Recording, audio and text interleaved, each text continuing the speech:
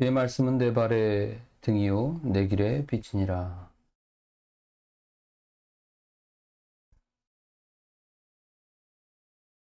그리스도인의 가정 생활에 대해서 두 번째 시간 보냅니다. 가정은 우리가 그리스도인됨을 증명하는 제일의 현장이라고 했고요. 교회가 가정이 되고 또 가정이 교회로 살아가야 합니다. 가정을 이룬 요소 첫 번째, 부부. 하나님이 허락하신 만남을 통해 결혼으로 맺어진 관계죠. 결혼 전에 서로를 잘 보이고 나타내기 위해서 보여줬던 허상이 아닌 이제는 실수와 잘못 보여진 모든 인격이 그대로 확실하게 드러나는 것이 결혼 생활이죠. 진정한 행복한 부부가 되기 위해선 상대의 허상을 깨뜨리고 진짜 보이는 실상을 인정하고 수용해야 합니다.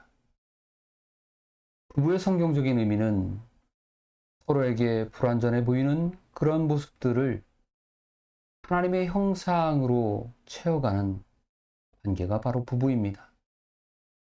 하나님이 남자와 여자를 창조하셨는데 하나님의 형상대로 창조하셨다.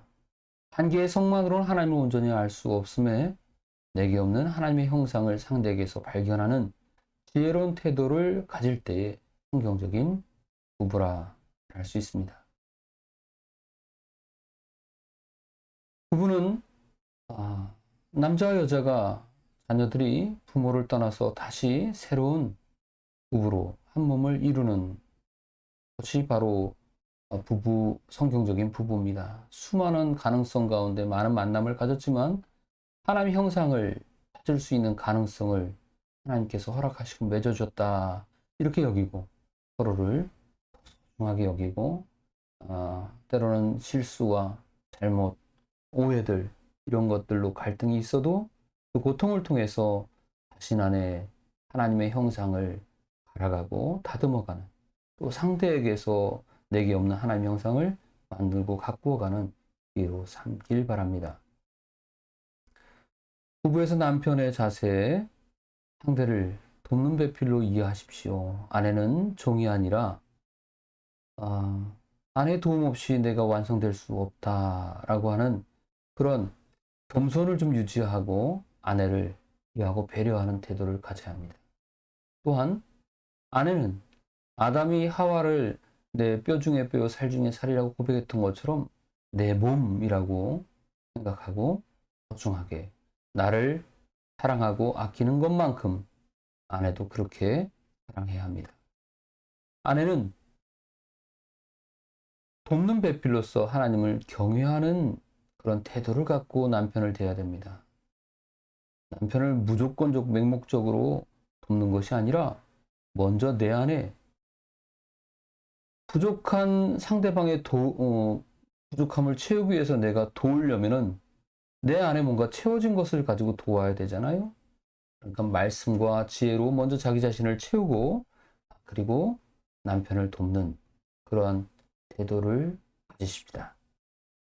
또한 자신도 남편에 대해서 도움받는 배필이라는 사실도 기억해야 합니다. 무조건 헌신하고 희생하는 것이 능사가 아니라 아내 역시 남편의 도움 없이는 홀로 완성될 수 없는 존재라는 사실을 잊지 마세요. 남편의 인생 속에서 더불어 결실하는 그러한 아름다운 그런 행복을 누리시기 바랍니다. 부모와 자식 사이에서 또 이루어져야 될 그리스도인의 가정생활. 그것은 하나님이 창조를 통해서 이미 인간에게 부여해 주신 부모의 본능이라는 것이 있습니다. 인간은 태어날 때부터 갓난아기로 태어나지 않고 창조하신 그때부터 성인으로 창조되었습니다. 먼저 하나님께서 부모된 모범을 보여주셨고 그리고 그것을 보고 자란 인간이 바로 부모로서 아이를 생산하고 난 다음에 어떻게 키워야 될지를 알게 하셨습니다. 때로 어떤 부모들은 자식들에게 효도를 강조하는데 그 효도를 강조하기보다는 먼저 부모된 자신이 자녀를 바르게 사랑하고 있는가 그러한 것을 되물어보는 그런 태도도 가져야겠습니다. 부모의 의무는 먼저 바르게 사랑하는 것입니다. 바르게 사랑한다는 것은 자식을 소유로 생각하지 않고 부모의 이기심으로 자식을 아프게 하는 것이 아니라 정말 하나님이 나에게 맡기신 소중한 생명이다 여기고 하나님의 말씀과 사랑으로 키워가야 합니다. 내 자녀가 아니라 하나님의 자녀라고 하는 의식을 가질 때에 지금 나 부모는 뭐냐?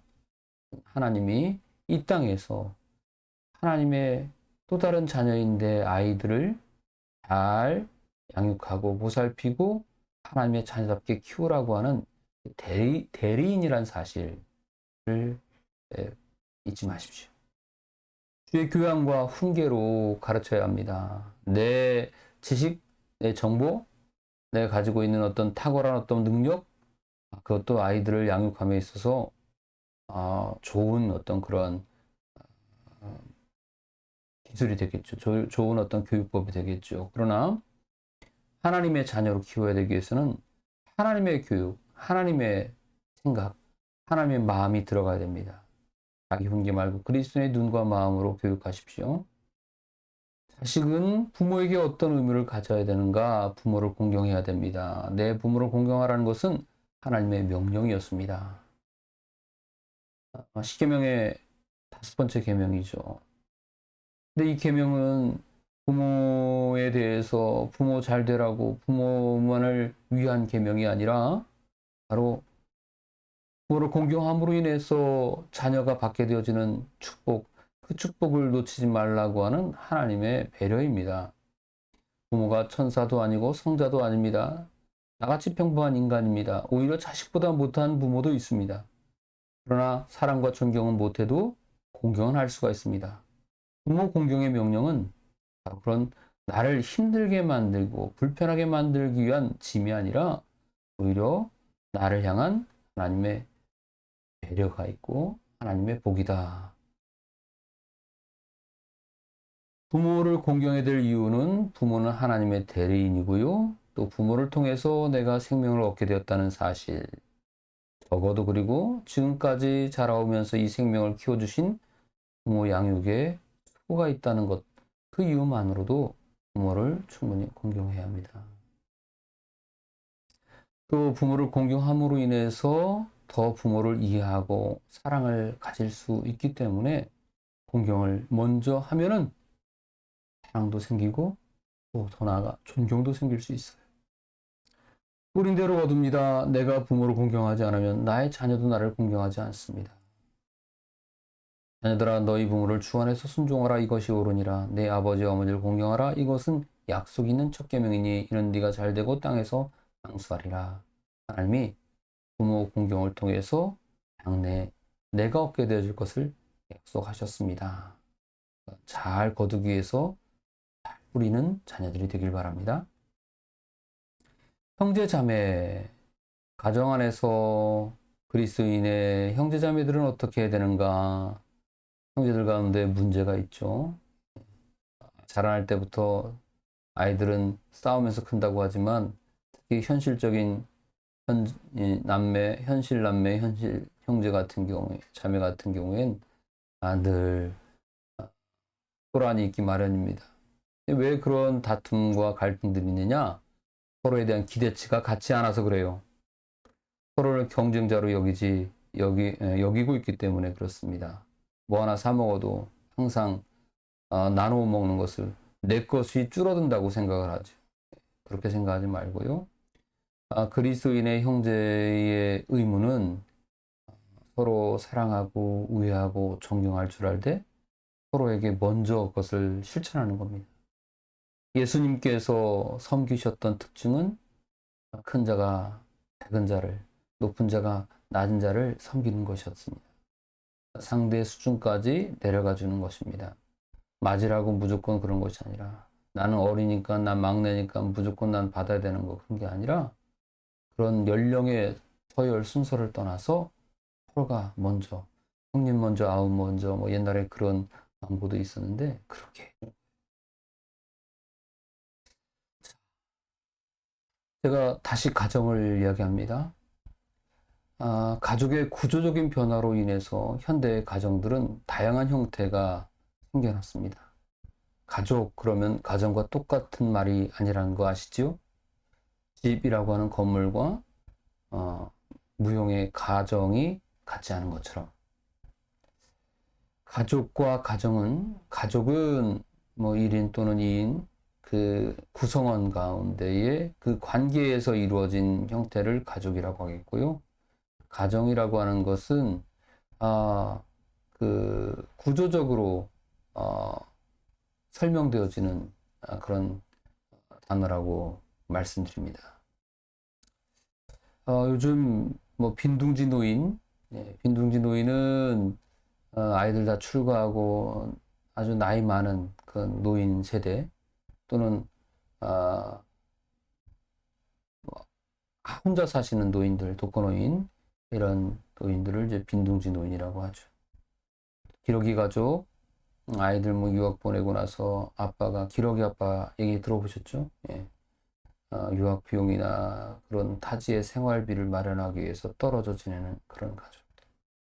나홀로족은 정말 말 그대로 결혼을 아예 생각하지 않고 나홀로 정말 인조이하며 살겠다라고 하는 그런 가족 구조.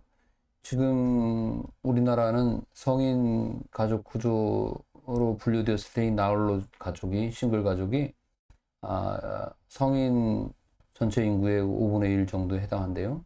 2035년 경우에는 이제 한 4분의 1 정도 그렇게 많아질 거라고 합니다. 지금도 계속 그렇게 혼자 사는 사람들이 많죠. 소수자 가족은 다른 이성이 아니라 같은 동성의 형태로 가족을 이루는 것을 소수자 가족, 성소수자를 의미합니다. 또는 성소수자가 아니더라 할지라도 뭐 그런 그 혈연 간의 그런 형태가 아닌 다른 관계에 의해서 맺어진 그런 가족들도 이런 소수자라고 부르지는 않겠지만 그런 가족이라고 할 수 있습니다. 혈연 관계가 아닌. 그 다음에 재혼가족은 요즘 이혼율이 많이 높은데 그러면서 다시 재혼해서 만들어진 가족들. 한부모 가족은 엄마나 아빠 쪽에서 부모 중에 한 분만 계셔서 자녀를 양육하는 가족. 그 다음에 견우와 직녀족은 자녀는 없어요. 자녀는 없는데 형편상 또 특히 직업 특성상 남편과 아내가 떨어져서 뭐 주말이든 뭐 또는 더 긴 시간 동안 떨어져 있다가 이렇게 만나서 견우와 직녀가 만나듯이 만나는 가족을 견우직녀족이라고 합니다. 핑크족은 더블 인컴스 노 키즈라고 하나요? 약간 자녀는 낳지 않고 우리들 부부가 즐기자 그러면서 살자 해서 둘이서 맞벌이로 하면서 아이를 낳지 않고 키우는 그런 가족들, 아이를 낳지 않고 사는 가족들을 딩크족이라고 하고요. 반려족은 요즘 이제 자녀를 낳지 않고 또 가족 없이 반려동물과 사는 그런 사람들이 많습니다. 반려족이라고 그렇게 부릅니다. 이처럼 다양한 많은 가족의 형태들이 만들어졌습니다. 교회 안에도 사실은 예외가 아니에요. 요즘 교회 안에서 그 부모에 관한 것, 자녀에 관한 것 설교하거나 교육하거나 이렇게 말하기가 참 쉽지가 않아요. 다양한 형태의 가족들이 존재하기 때문에 행여 오해와 또 상처를 입을 수 있어서 조심스럽습니다. 이혼에 대한 것도 마찬가지고요. 여러 가지 많은 한부모 가족들, 특히 그 부모가 없는 세대 같은 경우에는 조심스럽습니다. 아이들이 혹시나 자녀들이 상처를 받지 않을까.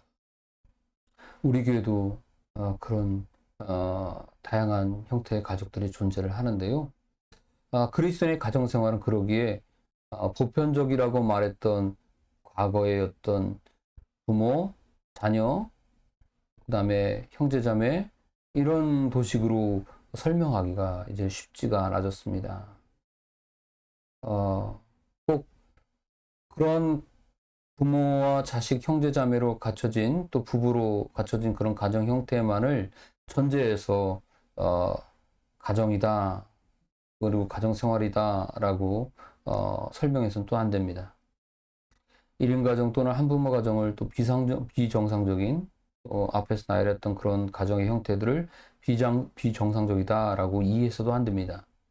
실제로 이런 형태의 가정들은 자신이 자발적으로 그렇게 갖기도 하지만 비자발적으로 구성되기도 합니다.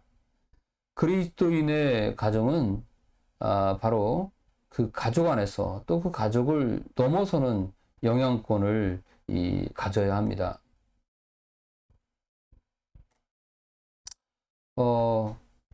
전통적인 가족의 이해가 좀 더 포괄적이고 다양하게 해석되어지는 상황이 이제 필수가 되었는데요. 그래서 대체 가정의 필요성을 많이 이야기합니다. 앞에서 잠깐 언급했듯이 부모가 없는 상태에서 부모의 역할을 해줄 수 있는 후견이라든가 또 그렇게 그 후견인과 더불어서 다양한 여러 가정의 아이들이 함께 모여서 그렇게 또 다른 가정의 형태를 만드는 그런 경우가 뭐 그룹홈이라든가 이런 상황들, 이런 것들을 봤을 때에 실제로 이런 현상들이 자발적으로 이루어진 경우도 있지만 때로는 그 사람의 아픔과 그 사람의 어려움들이 고스란히 동반되어져서 비자발적으로 이루어지는 경우도 있다는 사실이죠. 그러기에 그리스도인으로서의 가정은 나 혼자, 나의 가정, 내 가족들만을 생각하는 것만으로 이 그리스도인의 가정생활이다, 여기까지다 라고 그렇게 생각하는 것을 좀 이제는 뛰어넘어야 되지 않을까, 그렇게 생각합니다, 저는. 많은 다양한 그런 형태의 가족들을 이제는 대체 가정이 아닌 대체 가족으로, 그러니까 가정을 대체하는 비슷한 유사 가정이 아닌 이제 그런 모든 것들을 포용할 수 있는, 그래서 가족이 되어주는 그러한 좀 더 폭넓은 안으로서의 가정생활과 바깥으로서 밖을 볼 수 있는 바깥으로서의 가정생활도 우리의 몫으로 이제 그렇게 요구되고 있는 상황이다. 그리스도의 가정은 그래서 자기 가족들끼리만의 어떤 가정이 아니라 교회 안에서도 그런 가정을 대체하는 대체 가족으로서의 성도의 교제가 이루어져야 하고요. 또 가정은 마찬가지로 또 교회처럼 교회에서의 생활, 교회에서 예배 끝나고 나서 다시 아무런 어떤 연관도 없는 생활로 돌아가는 것이 아니라 또 그렇게 가정 안에서도 찬양하고 기도하고 예배하고 교회처럼 그렇게 영적으로 교제 나눌 수 있는 그런 관계들이 이 대체 가족이 할 수 있는 일이라고 말할 수 있습니다. 성경에 나타난 대표적인 대체 가족을 제가 두 가지를 꼽았는데, 이것은 이제 가족이 아닌데 가족이 되는 거죠. 비가족의 가족 형태. 첫 번째는 구약 성경에 나와 있는 아둘람 공동체입니다. 다윗이 이제 고난 중에 함께한 사람들인데요.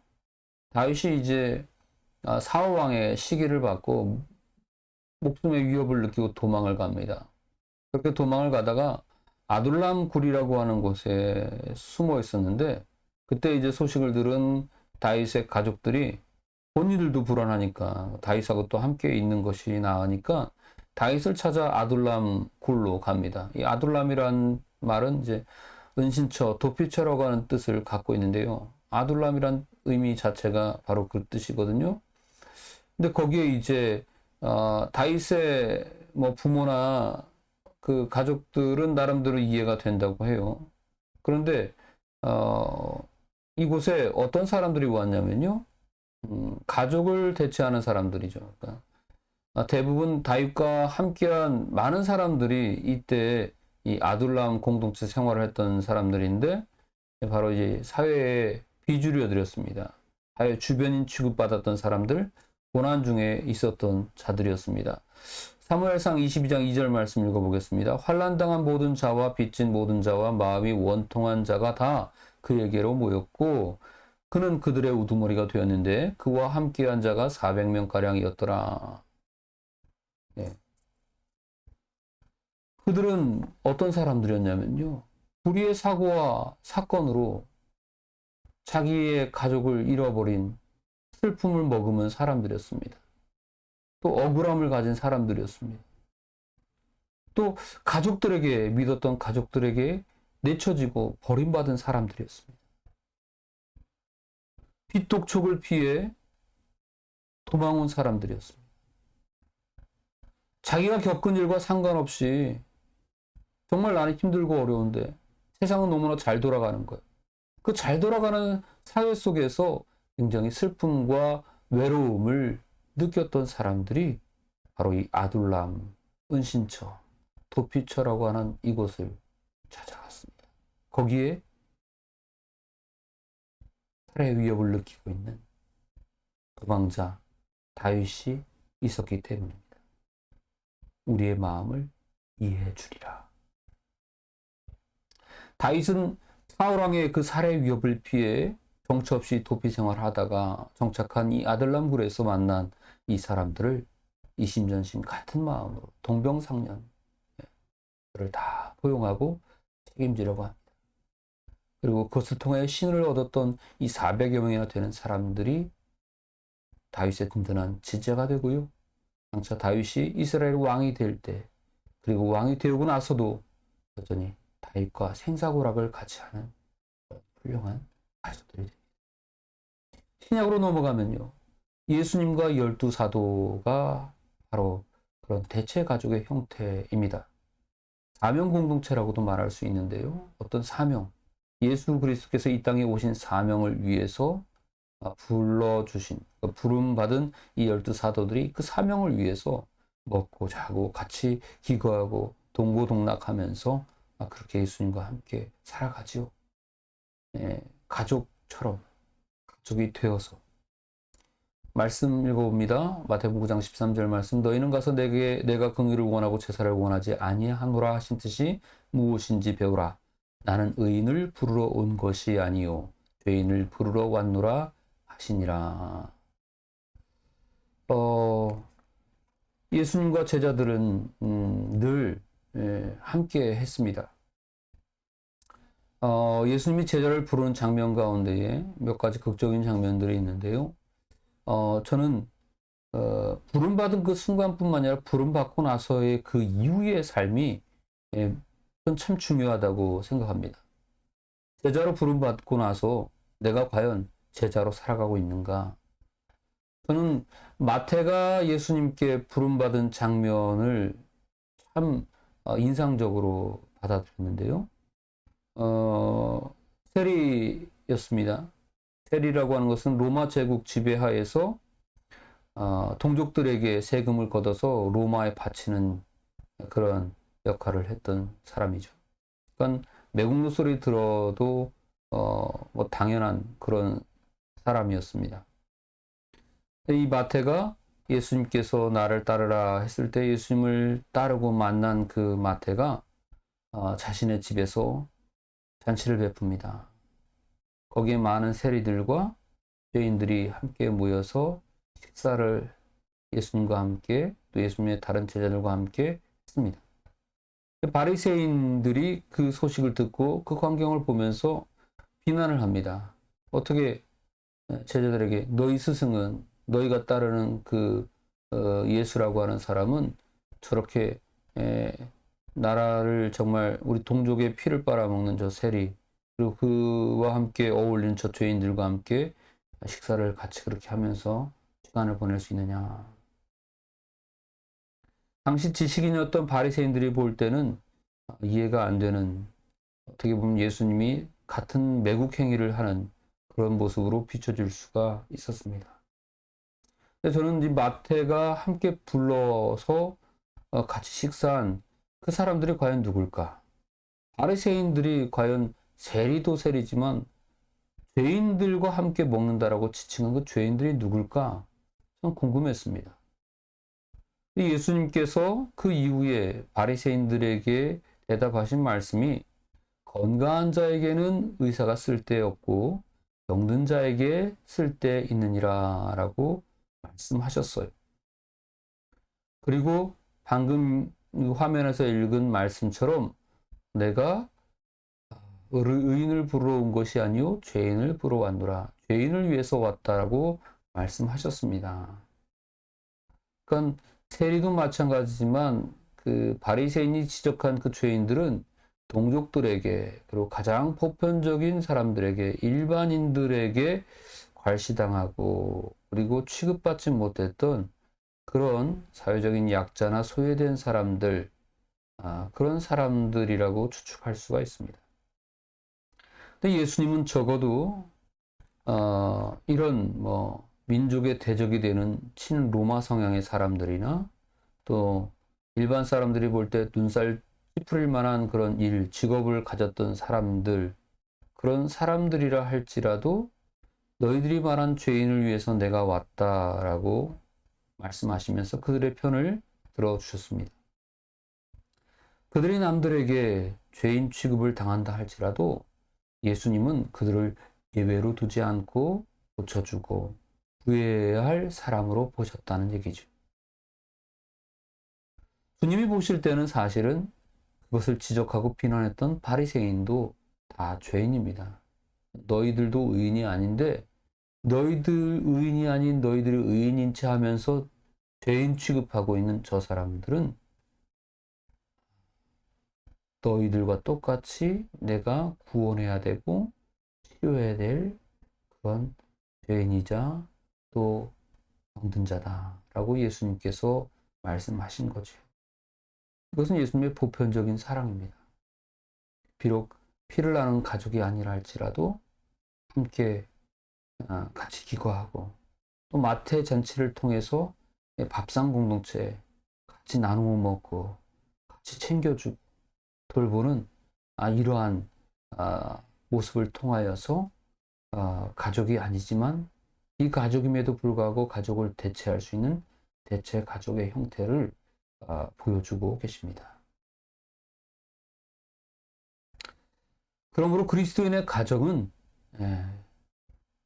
내 혈연의 어떤 그런 가족이 없다 할지라도 내가 가족이 없다라고 말해서는 안 됩니다. 우리는 모두가 다 다양한 형태의 가정, 그 구조적인 가정의 분류에 다 들어가게 되어 있습니다. 다 가정이 있지요. 가정 없는 사람은 없어요. 1인 가정도 가정이니까. 그러나 이 가정이 가족 구성원이 있고 없음을 통하여서 외로움과 소외를 느낀다고 한다면 우리가 그리스도인 가정으로서 좀 더 책임감을 갖고 거룩한 부담을 좀 가져야 됩니다. 나의 가정, 내 가족만을 생각하는 그런 이기적인 가정생활이 그리스도인의 가정생활이 아니라 더 나아가 내 가족을 뛰어넘는 또 다른 예수님처럼 또 다윗처럼 하나님께서 부르시고 구원하시려고 자녀 삼으시려고 이 땅에 예수님 보내셨는데 예수님이 오신 이후에 그 대상이 되는 그 모든 사람들을 가족 삼아가는 그러한 모습으로 우리가 열려있는 가정생활을 할 때에 그것이 그리스도인의 참된 가정생활이라고 말씀드리겠습니다. 가족이 없다고 말하기보다는 이미 있는 나 혼자만의 모습이라 할지라도 내가 예수님을 믿는다고 한다면 이제 내 1인 가족을 뛰어넘어서 또는 2인, 3인, 4인 우리 혈연의 가족을 뛰어넘어서 가정을 뛰어넘는 하나나라 백성 공동체로 또 교회를 만들어가고 그렇게 믿음의 공동체를 만들어가는 일에 우리의 그리스도인의 가정이 헌신하고 더 확장되어가는 그런 노력이 필요합니다. 가족이 없다고 말하지 마십시다. 우리에게는 그렇게 가족이 있습니다.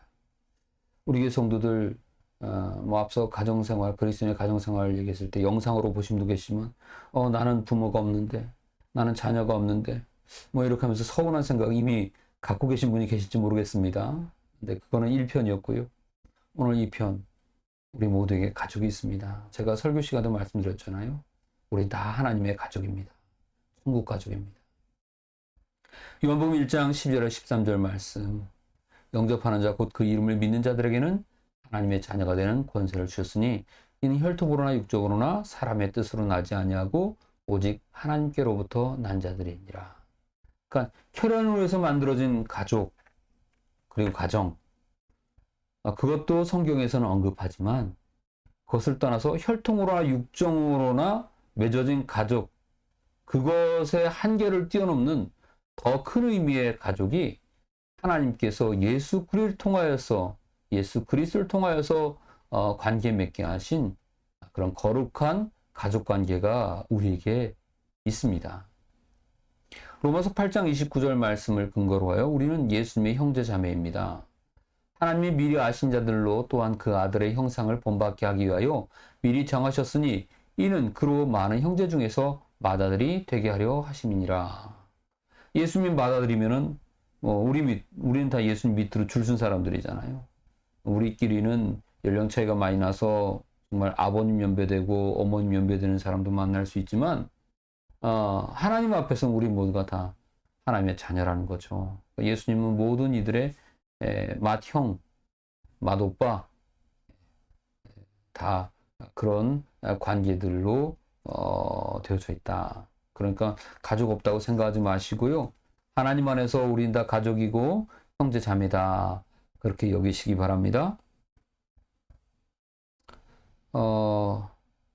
그리스도인의 가정생활은 자기 가정밖에 모르는 이기적인 가정생활이 아닙니다. 세상을 향해 좀 더 포용적이고 좀 더 관대하게 관계를 맺는 생활이 되어야 합니다. 따라서 어떤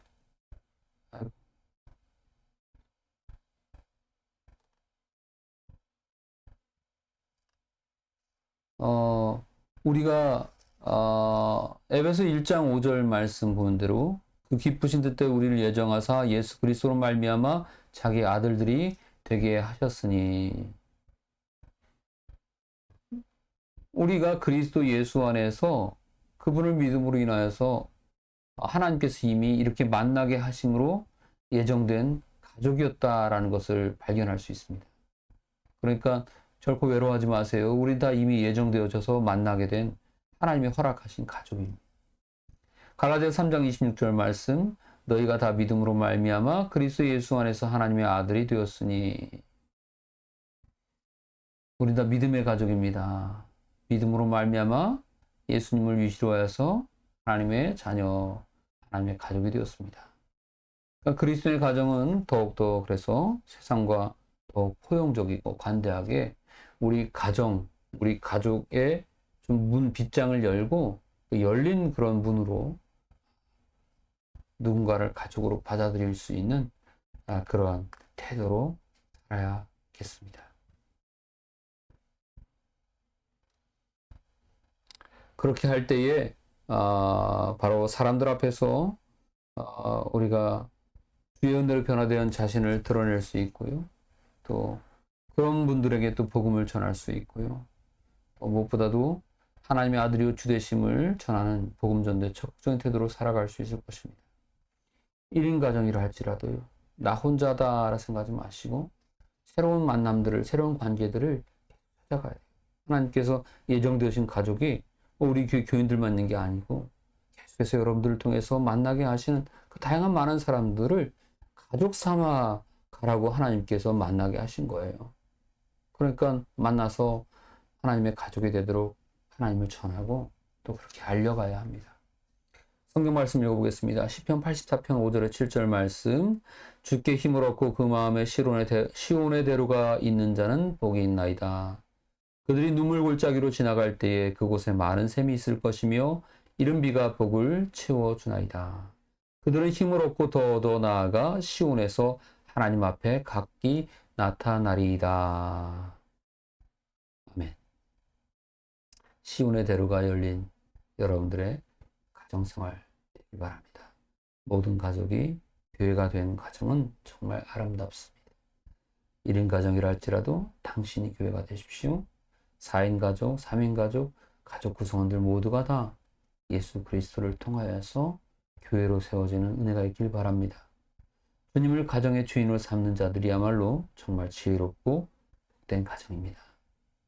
그리스도인의 가정은 주님과 함께 있어서 나 혼자 1인 가정이라 할지라도 결코 외롭지 않습니다.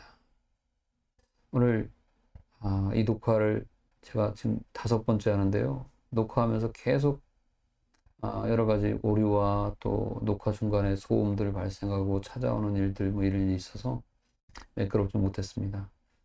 방금도 실수가 있긴 했습니다만 이해하십시오. 예, 다시 녹화하긴 힘들고요. 이해하고 말씀에 집중해 주시기 바랍니다. 기도하겠습니다. 고마우신 하나님 감사합니다. 시간도 이 말씀을 함께 나누면서 은혜 받는 우리 믿음의 사람들, 하나님의 자녀들 축복합니다. 하나님, 그리스도인의 가정생활 아름답게 용이하며 살게 하옵소서. 부모의 사랑, 또 자녀의 사랑, 형제간의 사랑, 부부의 사랑이 정말 돈독하고 우애 있고 넘쳐나게 하시고 무엇보다도 하나님의 은혜가 넘쳐나는 가정생활 되게 하여 주옵소서. 외롭고 힘든 시절을 보내고 있는 그런 가정들이 있습니다. 다양한 가정사로 인하여서 가족사로 인하여서 힘들고 어려울지라도 우리에게 아둘람 공동체와 같은 또 하나님 예수 그리스도와 12사도와 같은 그런 대체 가족들이 있습니다. 하나님 마련해 주신 예정된 가족입니다.